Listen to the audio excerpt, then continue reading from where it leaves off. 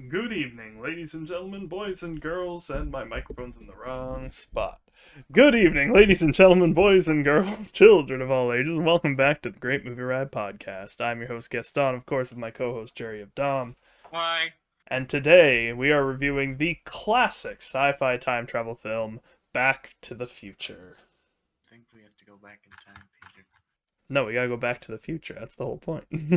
I should go back to the past, and you should go to the future. Alright then. Would you like to kick off with the previewing thoughts? I love this movie. Believe it or not, in my script, my first sentence is, I love this movie. Just word for word, I love this movie. So I was fine with doing this again, because I knew that even watching it with how you have to view some things negatively, that isn't your opinion, just the movie's good or bad. I was like, I love this movie. It's still gonna be good, because everyone loves this movie. Yeah, I love this movie too. When you suggested that we do the trilogy, I was excited. I love to watch this movie. It is one of my top 10 movies of all time, probably top 5. But I was interested to see it through the lens of a reviewer.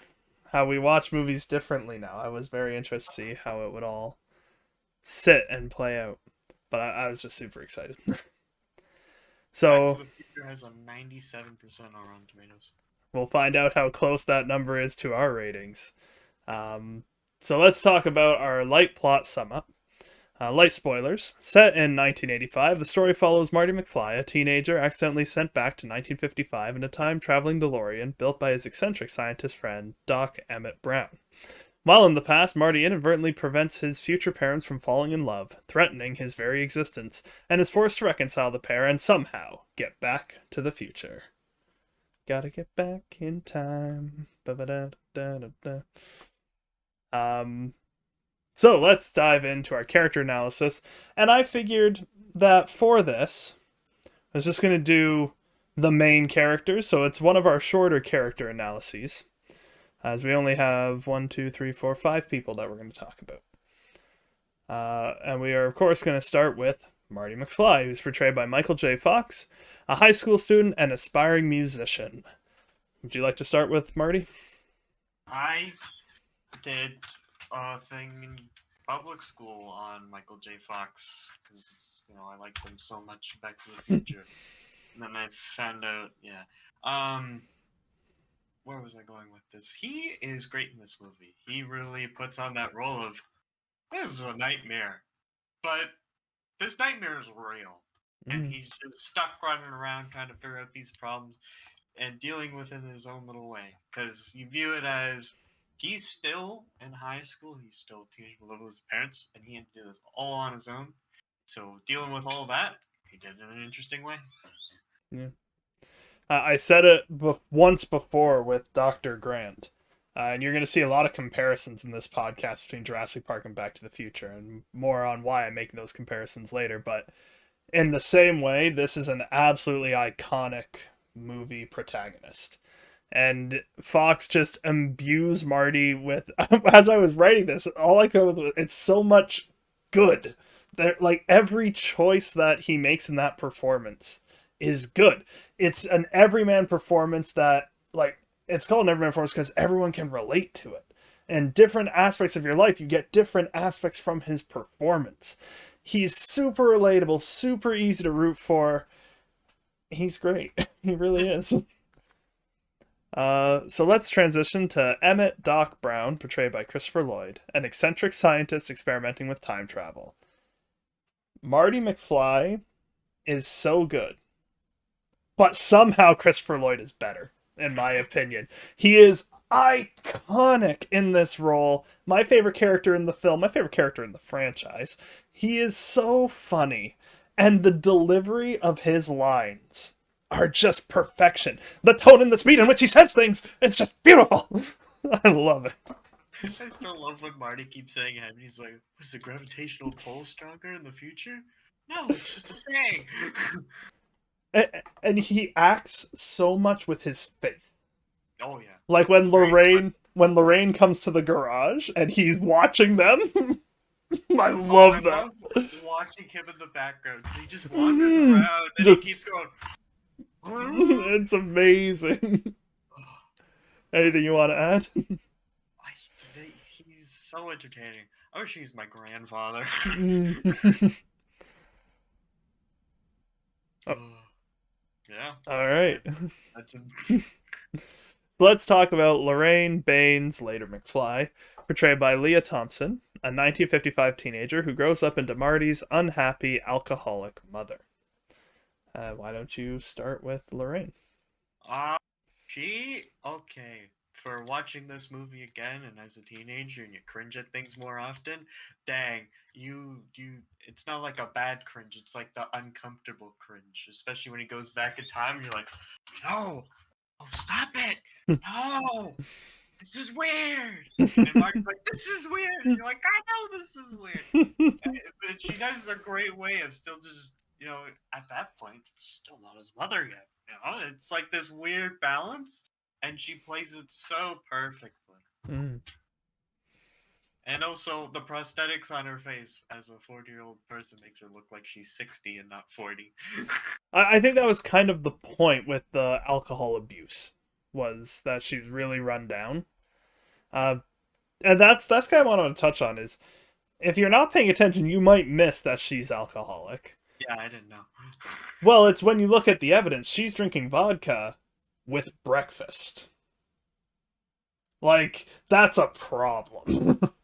The depth that is portrayed in those opening scenes is super interesting, and I never really picked up on it before, but just from her facial expressions and how she words things, it's very interesting, and it's easy to miss that layer of depth there. And then, of course, in the majority of the film, she plays this love-struck high school girl, and she plays it very, very well. Oh, yeah. I do find that she's lacking in depth a little as the love-struck kid, but it's not really a big detractor. It's just something that's kind of like, okay, she's not very complex at this point in time. Yeah. Teenager. Teenagers. You hate them. So now let's talk about George McFly, portrayed by Crispin Glover, a nerdy 1955 high schooler who grows into Marty's cowardly and submissive father. And Glover is just the embodiment of nervousness. Yep. And he does it so well. And he does it so well. It's like effortless in how he talks. And the misspeaking as he's reading a script and still saying it wrong. Density. Yeah, you're my density. He is very, very good. You want him to succeed. Yeah. And really, for pretty much all of these roles, I don't think you could recast any of them. No, they're so iconic. They're just... This movie has earned its place in history for a reason. Like, this is one of the movies preserved by the National Film Institute for all time. It's one of the movies considered the best of all time. For a reason. Yeah. Go ahead. He is like, if you removed anyone's confidence, you're that guy. You're George McFly. Because my goodness, man, sweating, just being near her. When you see him walk into the coffee shop or whatever, I can't remember what it specifically is, but you get the point. And he walks up, and he's drenched in sweat. And you're like, oh, how do you manage that, man? And finally, let's talk about Biff Tannen, portrayed by Thomas F. Wilson, a 1955 high school bully turned into George's supervisor in 1985. And why don't you kick it off with Biff? He's a jerk. Guy. Ever since I was little, I always wanted to punch him in the face. He plays a good antagonist. He makes you angry all the time. You're like, I'm gonna hit you. Stop, you suck, man. And he's so good at it. Mm-hmm. Oh, absolutely. He is an iconic cinema villain for a reason. He is thoroughly detestable and played so very well by Wilson. He's easy to hate, but that's not a criticism. That's how you're supposed to feel about Biff. He is very well handled. Like, they weren't going for depth. You're not supposed to sympathize with this character. And they nail that.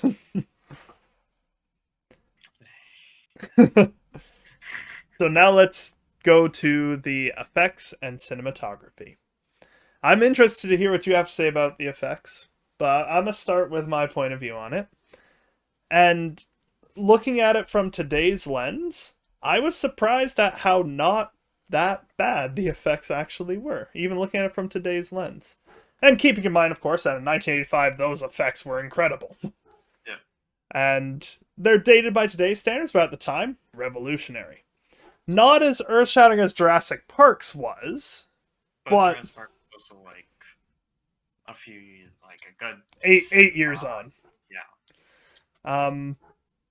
And the one I do want to mention, I'm not going to say what it is because spoilers, but again, it's an old movie, but spoilers. I was surprised at how good the final effect holds up. I thought it actually looked great. And I think I know why, but I'll talk more about that later. So at the end of it, my opinion on the effects is not bad at all. The only one effect that will forever bother me is when the DeLorean first goes back and there's just the flames, and you see like Marty like hovering over the fire. Yeah. Like, that one was definitely a green screen effect gone wrong. and then when it comes back, those are my only two that I'm actually like, that looked a little funky. But I'm not gonna complain. It's an old movie. You get that slack. Marvel, step it up, because you deserve this, like, getting hated on for what you're doing. Yeah, exactly. The cinematography is awesome. Yeah. I mentioned it with Jurassic Park, and it's still very true with this one. In older films, there's an art to the movie making that's just not there anymore. Yeah. This is an artfully done film. So many incredible shots. But if I had to mention just one sequence that cinematography was perfect, the final time travel sequence, getting from 55 to 85. Everything about that scene is iconic and amazing to look at and fills you with such, especially with Doc dancing down the street. Oh man, I love it. I think my favorite part for cinematography is the part where Marty fights with Biff in the like downtown center. And he like goes on the skateboard and Biff's trying to run him over. That's like a scene where I'm like,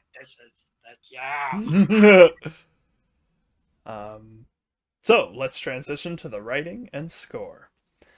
And the writing is superb in this film. It's a time travel story, which is hard to write without plot holes. But aside from the plot hole that is inherent to time travel, like paradox creation and all of that, it avoids every other plot hole.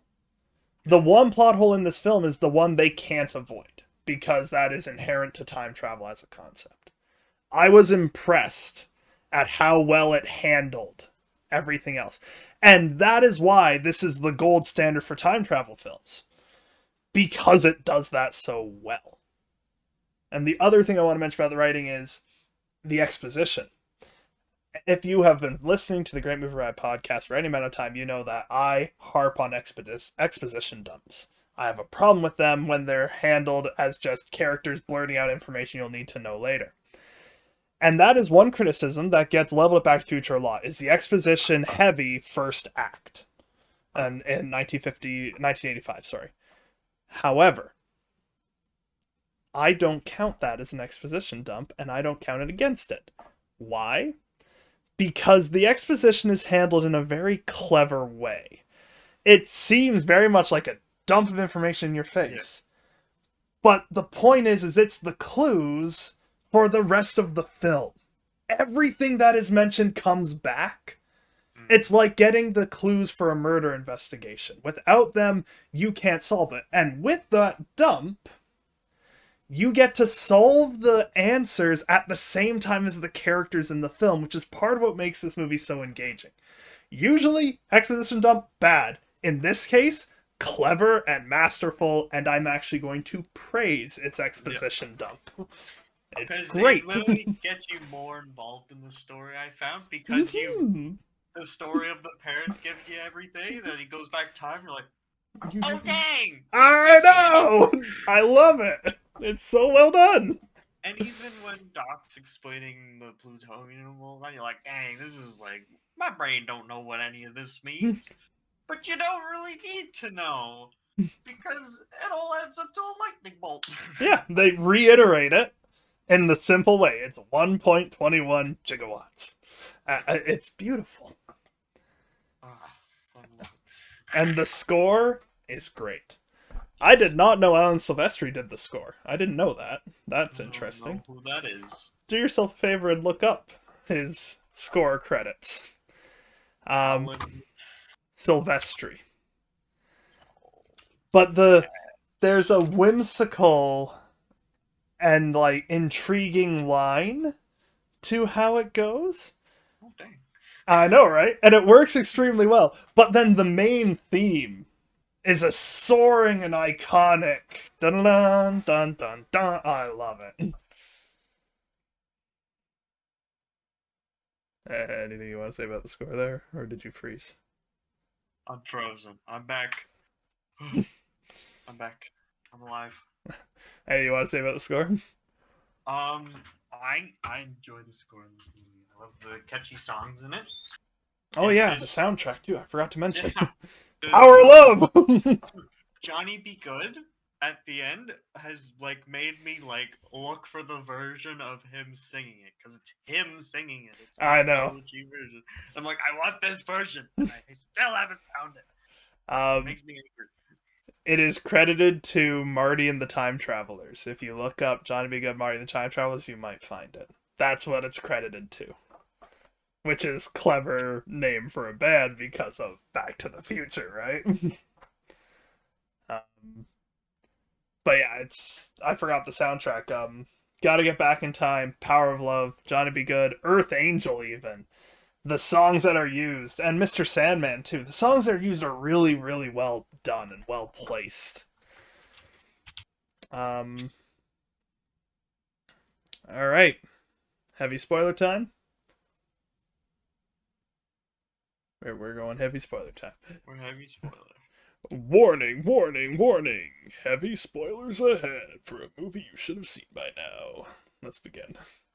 In 1985, teenager Marty Mcfly lives in Hill Valley, California with his depressed alcoholic mother Lorraine, his older siblings who are professional and social failures, and his meek father George, who is bullied by his supervisor Biff Tannen. After Marty's band is rejected from music audition, playing Power of Love, to Huey Lewis in a cameo who wrote Power of Love. Every time I see it, it's like, and there's Huey Lewis. He confides in his girlfriend Jennifer Parker that he fears becoming like his parents, despite his ambitions. He views his parents as failures at this point in time. There's like our first chunk. I found the song on Spotify. Just gotta know what to look for. Let's go. Okay, I'm gonna stop looking that up now. This part, you know, it throws you off because you're like, this movie was about time travel, but because first time ever seeing it, you're like, I don't know what this movie's about. It's just Back to the Future. There's a DeLorean in the poster. Who knows? And you're like, okay, there's all these random plot dumps and all that. And like, I can see why for first time viewer of this movie, be like, there's a lot of information because it's such a classic now. Because we've both seen it so many times. I couldn't even tell you how many times I've seen that movie. The amount of times me and my mom just spent a weekend just watching the full trilogy, like. As you'll see as we talk more about the Back to the Future trilogy, dear viewer, or listener, I suppose, these movies are really impressive in how they're done. And we're going to talk about it more as we get to the sequels. And while 2 and 3 never live up to the height of 1, they're still good. It's the best one out of like 2 and 3. I agree with that. It was a lot more fun. Yeah. But 2 is nothing to sneeze at either. Like, while not reaching this height, these are good movies. They are interesting watches, and you'll hear more about that as we go. But the interesting little clues and everything that we pointed at to Mm-hmm. how relationships will work, how everything worked for them, and then Marty getting to see those things and changing them and Even making the things better. even the simple thing like Goldie Wilson, re-elect Goldie Wilson for mayor, and then one Rhymes with 19 the Goldie Wilson. as a busboy in that like it's interesting. I really like how it all comes together. It's really clever. That night, Marty meets his eccentric scientist friend, Emmett Doc Brown, in the Twin Pines Mall parking lot. Doc unveils a time machine built from a modified DeLorean, powered by plutonium he swindled from Libyan terrorists. This is another thing I really like. If you're not paying attention, you miss that. In the opening few minutes, there is Yep. a news report about plutonium being stolen. Yeah. And then it It shows the all plutonium under the bed, links. you're like, huh? It all links. After Doc inputs the destination of November 5th, 1955, the day he conceived of time travel, the terrorists arrive and gun Doc down. Marty flees in the DeLorean, inadvertently activating the time travel when he reaches 88 miles per hour. See these suckers hit 90. Yeah. Oh, and I'm like, fam, did you just hear that 88 miles per hour you time travel? Anyways. And then, just in case anyone's on the Imperial system, 142 kilometers per hour. Dang. Yeah, I should try it on the highway. it puts it into context if that's what you use. Like in Canada, we use kilometers per hour, so it's not 88 kilometers because that's not much. 142, however, now that's something. Let's try it out on the highways.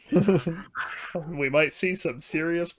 5 cop cars roll up behind it. That would be some serious crap. There's a helicopter. Go faster, go faster. They're shooting at us. Ah! Arriving in 1955, Marty discovers he has no plutonium left to return. While exploring a burgeoning hill valley, Marty encounters his teenage father and discovers Biff was bullying George even back then. George falls. Yeah, I know. George falls into the path of an oncoming car while spying on teenage Lorraine changing clothes, and Marty is knocked unconscious while saving him. He's a peeping Tom! Straight up peeping Tom. Yeah. I was bird watching. What? Yeah. That's another clever thing, too, is how that scene is used. Did George hear her or choose not to respond? I wonder. He's like, I wonder. Who knows for sure, but I do wonder about that. oh yeah. He wakes to find himself being tended to by Lorraine, who has become infatuated with him.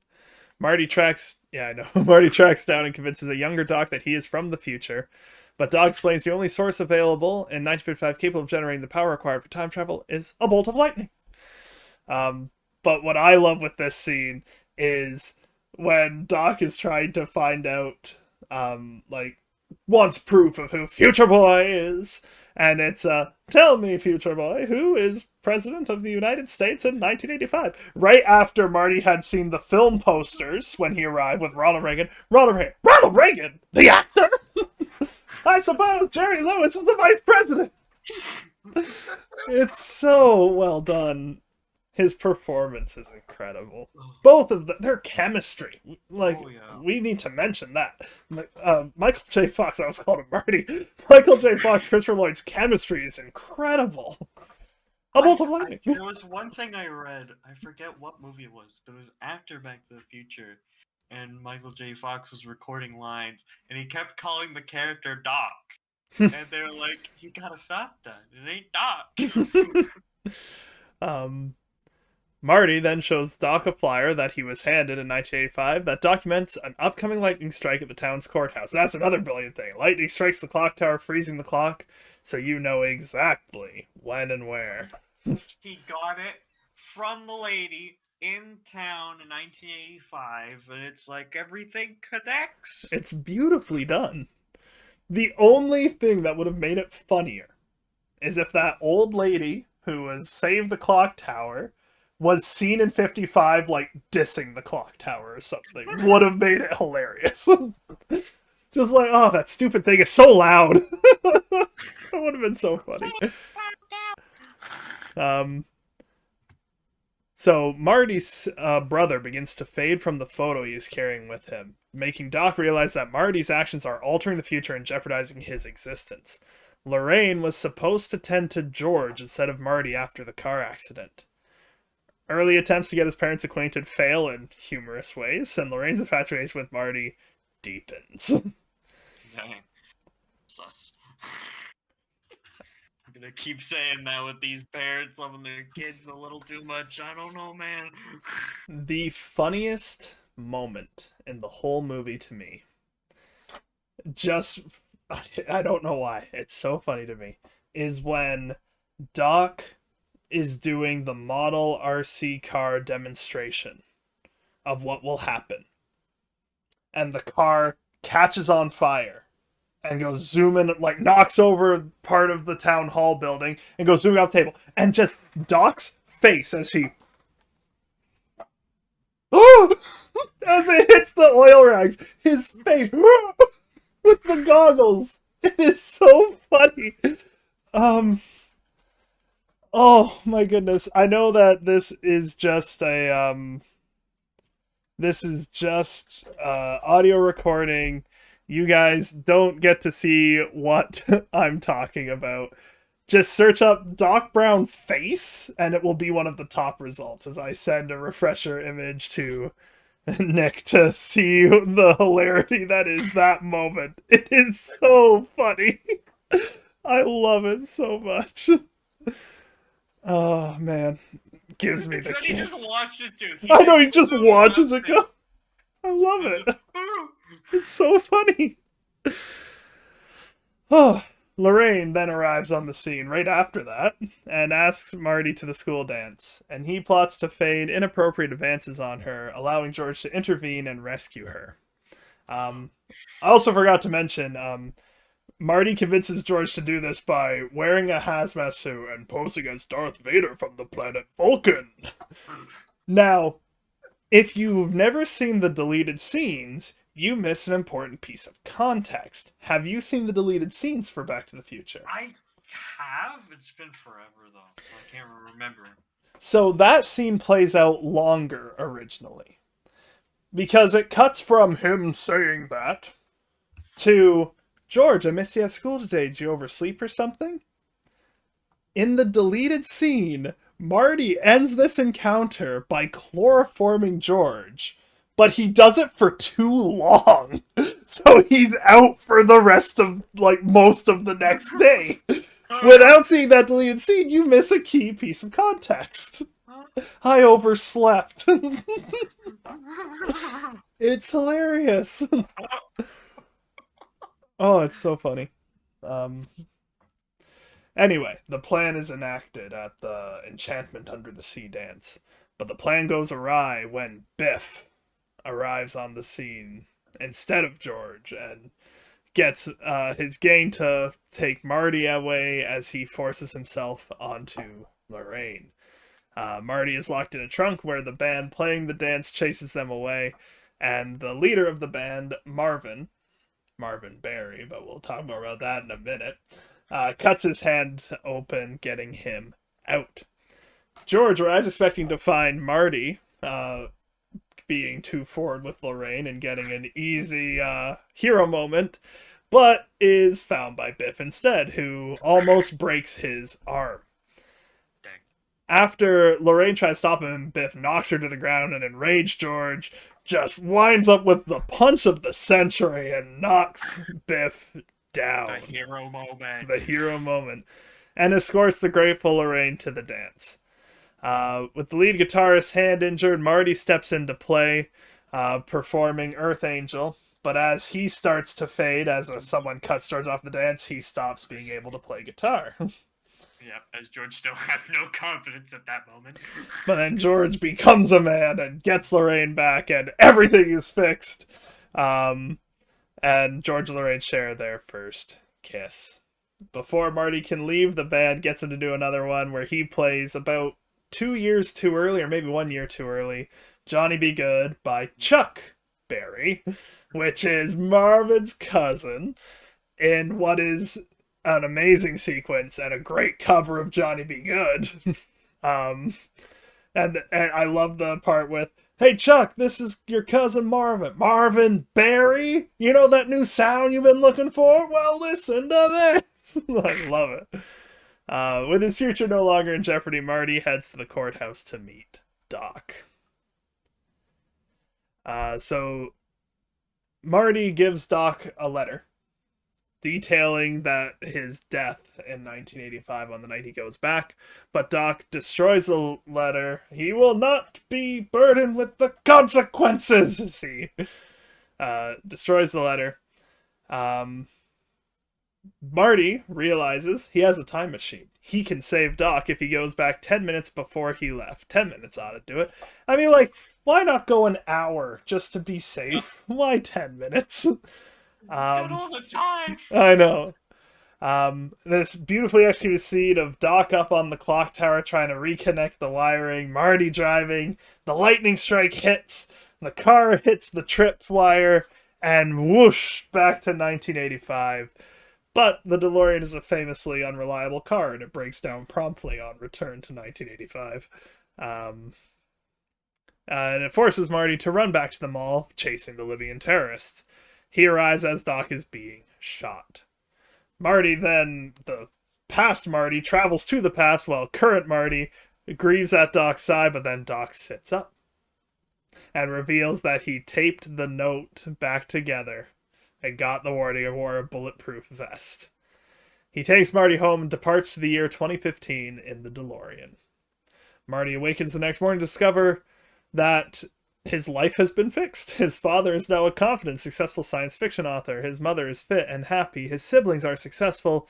And Biff is a valet in George's employ. As Marty reunites with Jennifer, Doc suddenly reappears in the DeLorean, insisting they return with him to the future to save their children from their terrible fates. And then as Doc pulls back in the DeLorean, "Doc, we don't have enough road to get up to 88. Roads?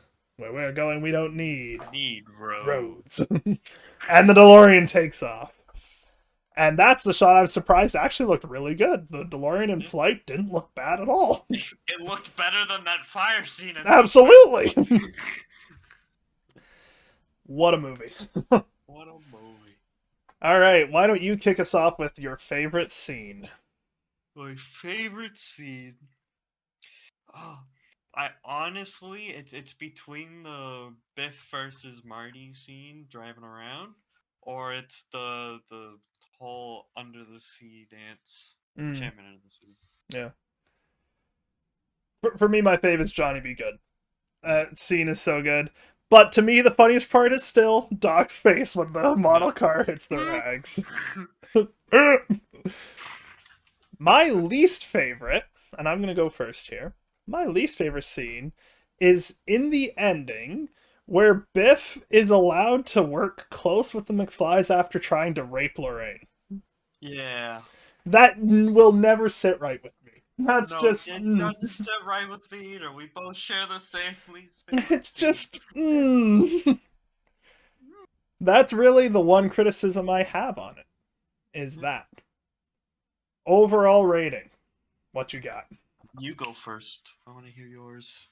If it were not for Biff at the end, this would have been a 100% movie. It's a 99. 99%. 1% higher than Jurassic Park.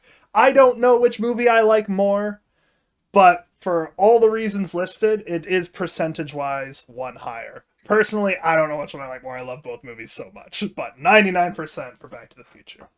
98. 98. We switched our Jurassic Park and Back to the Future. I was 98, you were 99, and now we switched. What a movie. What a movie. This is probably our shortest pod. Nope. It might be shortest. So it's hard with classic movies to go on for a while. Yeah. And I'm not personally aiming for a specific time on it. It's over when it's over. Next time on the Great Movie Rad podcast, you can look forward to Back to the Future Part 2. Coming at you real soon, and this is our shortest, about 4 minutes shorter than A Silent Voice. Wow. For the Great Movie Ride podcast, I've been Gaston. I've been Jerryofdom. And we'll see you in the movies. Goodbye, everybody. Bye.